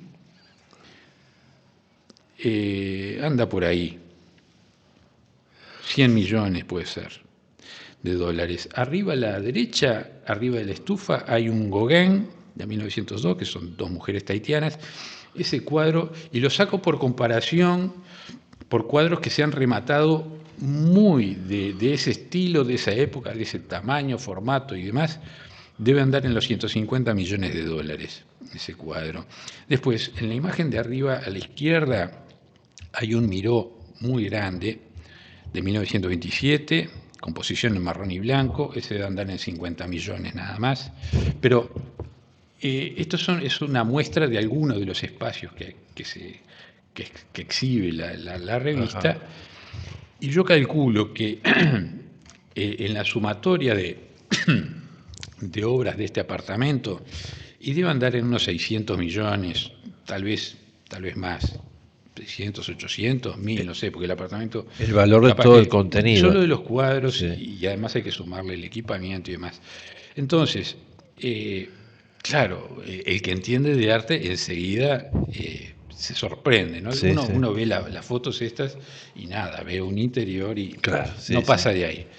Pero cuando uno va a los números y empieza a hacer las cuentas, que un interior pueda tener 1.000 millones de dólares en arte, y yo qué sé, a uno como que le llama un poco de la atención, pero y esto además está puertas adentro, no es que construyeron el edificio Chrysler y salen a mostrar toda esta ostentación, no, esto es a puerta cerrada, discreto, unos pocos privilegiados tendrán la suerte de poder acercarse a estas obras fuera de la familia, entonces es algo diferente, ¿no? O sea, es una forma de poder solo para el círculo más exclusivo, más cercano a la persona o a la familia.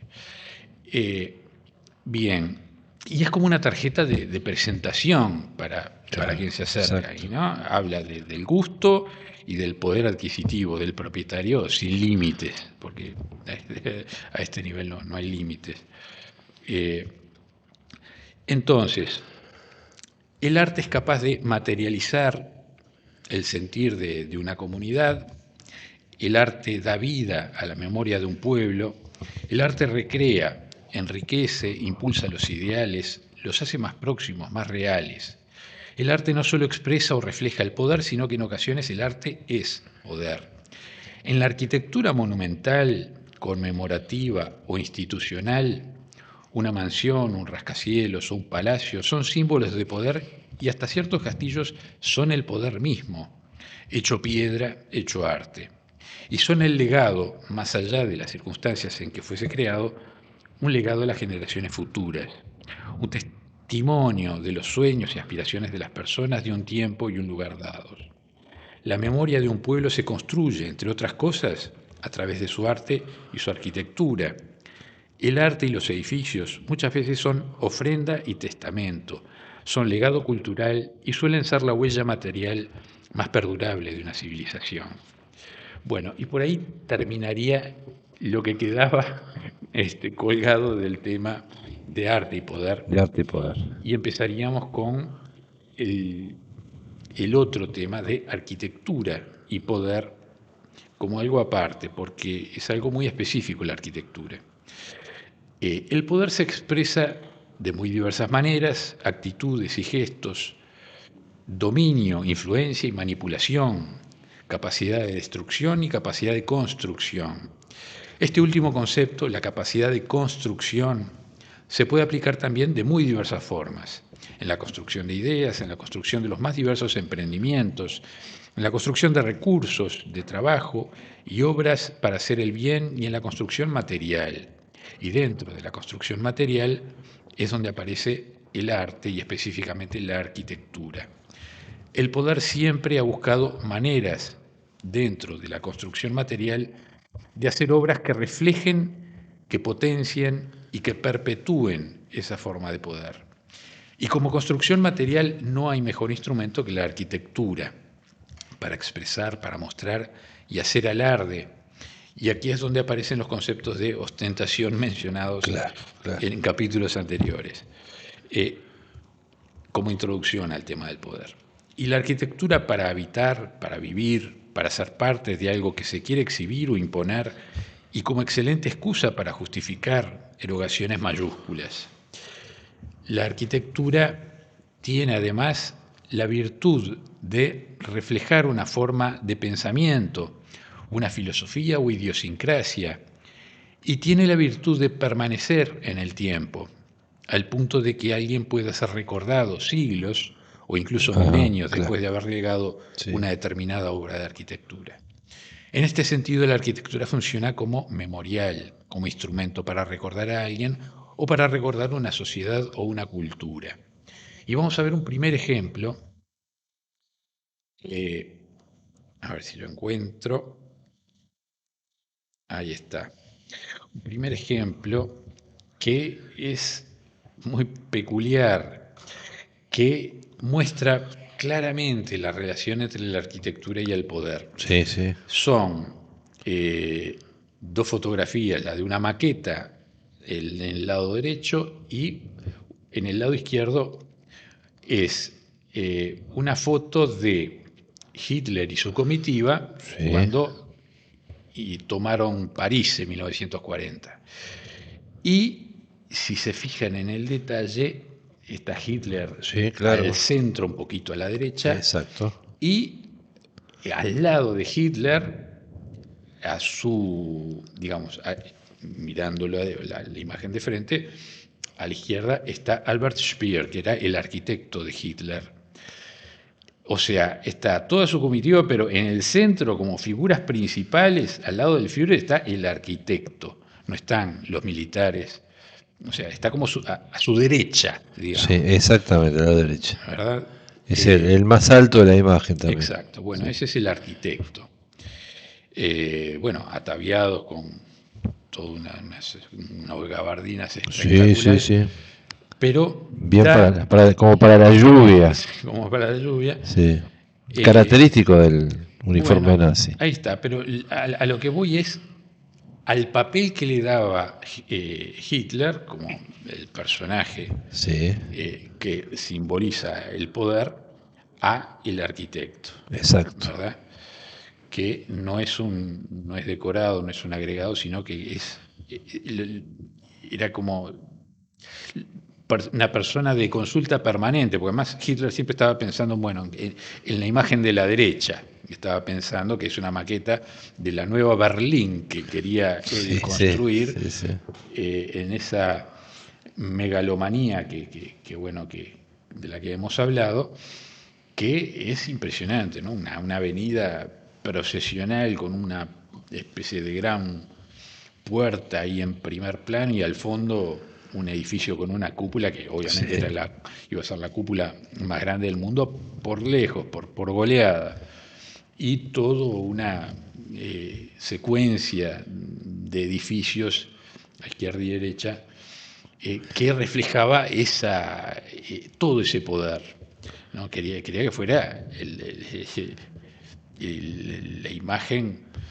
la nueva Roma, ¿no? Sí, sí. La imagen del tercer ese arco es como el arco del triunfo. Como la capital del mundo. Sí. Ahí está. Bien.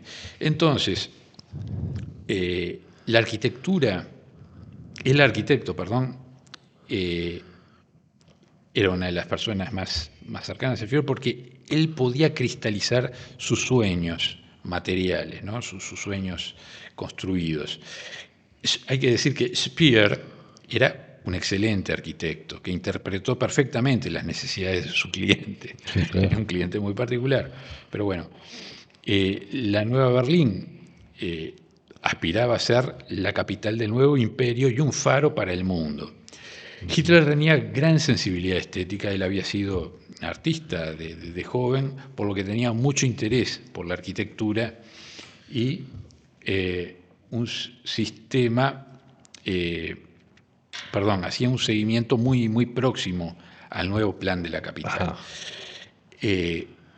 Bien, la arquitectura funciona como monumento, como símbolo para el recuerdo, como un hito dentro de la trama urbana y funciona como recordatorio y como una efectiva herramienta para asimilar a la sociedad a una cierta voluntad conquistadora, haciéndola partícipe, haciéndola habitante y de esa manera domesticando la voluntad individual y colectiva, ya que las personas tienen la tendencia a apropiarse de los lugares, los objetos y los paisajes, sí, a sentirse parte de las cosas, desarrollando con el tiempo una relación afectiva con las mismas, sí, sí.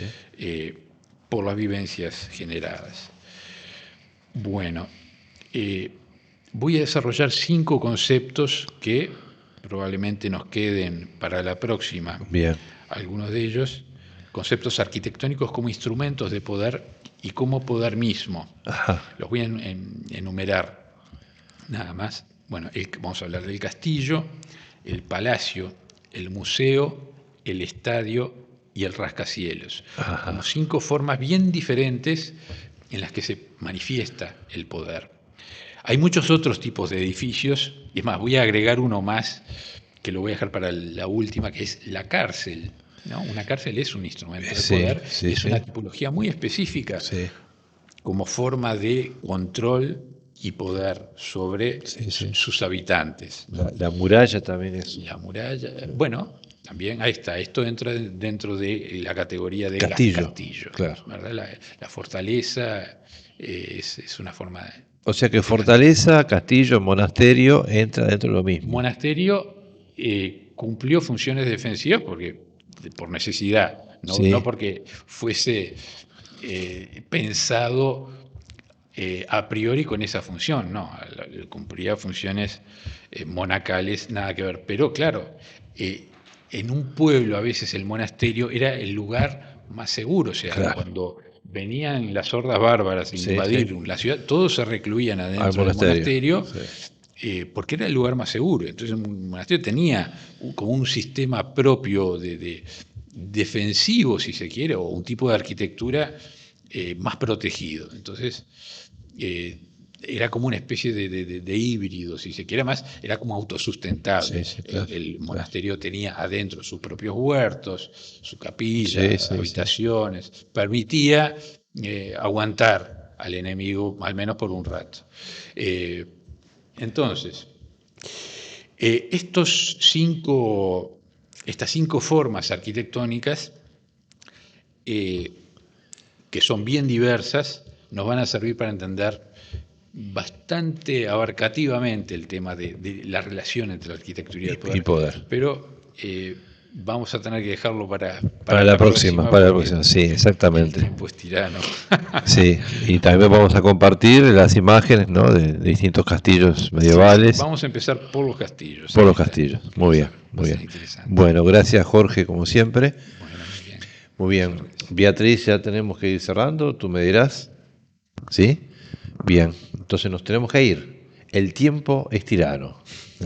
Así es, el tiempo es tirano, pero bueno, hoy tuvimos un programón, sí, ¿no? Exactamente. Un programón, así que me siento muy, muy feliz por eso, con mucha información, así que muy bien.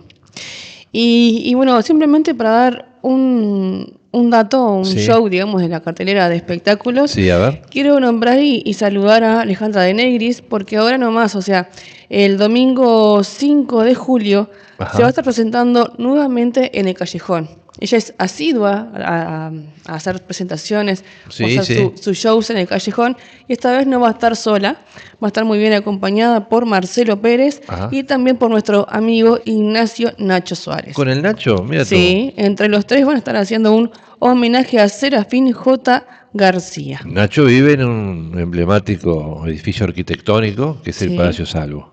Frente a casa. Frente a tu casa. Exactamente. Así que van a estar así presentes. Reitero, domingo 5 de julio, en Soriano 1203, esquinas El Mar Michelini. Y para hacer las reservas para ese show, pueden comunicarse al 099-289-286. Perfecto, muy bien. Bueno, así que queda hecha la invitación. Muy bien. Y bueno, vamos a los saludos. Rapidito los saludos, a ver. Saludos a Laura que nos está escuchando, por supuesto, a toda la familia en general, a Patricia Cayón y a sus tías Shelly, que Estela, siempre siguen el programa, exactamente. Isabel. A toda la Julieta que tenemos, que son varias Julietas. Exacto. A su hijo, al hijo de una Julieta que es Gerardo. Exacto, muy bien. Un alumno de la escuela Mapá. Muy bien, perfecto. Bien, y a toda la gente que siempre nos sigue por 970 Universal también, conjuntamente aquí con el Museo Támaro, que vamos a estar el sábado, mañana sábado, en vivo, y el domingo vamos a repetir este programa que está saliendo el viernes. Exacto. Va a salir el domingo también, por 970 Universal. Perfecto. También quiero saludar a Humberto Torraca, que fue su cumpleaños, Exacto. También a su hijo Gonzalo. Los dos cumplieron, sí. En distinto también, día, pero cerquita. Sí. Y también el 29 de junio fue el cumpleaños de mi amiga Paola Gianpietro, así que también le mandamos un saludo para ella. Paola canta, ¿no? Sí, canta, exacto. Vamos a tener que invitarla un día. Sí, ¿por qué no? ¿Por qué no? Bueno, yo quiero saludarlo por su cumpleaños el día Muchas de hoy gracias. También. Muchas gracias. Que cada uno que ha ido pasando por esta mente y lo ha saludado. Ahí está. No quería hacer la excepción. Muy bien. Vamos a escuchar.